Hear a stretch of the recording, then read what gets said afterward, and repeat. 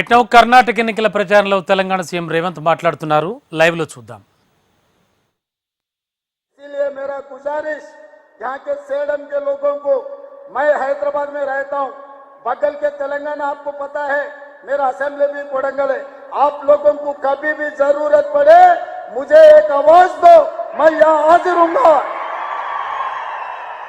आप लोगों को कभी भी जरूरत पड़े तो सीधा सीधा हैदराबाद चल कर आओ, मैं वहां रहता हूँ।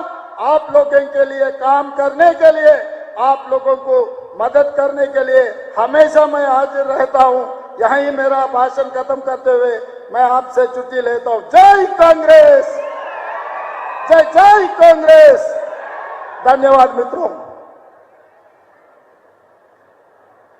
ಧನ್ಯವಾದಗಳು ಶ್ರೀ ರೇವಂತ್ ರೆಡ್ಡಿ ಸರ್ ಅವರಿಗೆ.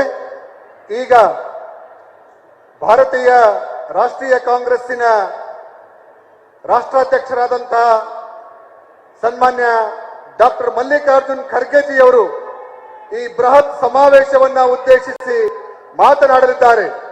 ಅವರಿಗೆ ಜೋರಾದ ಚಪ್ಪಾಳೆಯೊಂದಿಗೆ ವೇದಿಕೆಗೆ ಸ್ವಾಗತ ಕೋರೋಣ.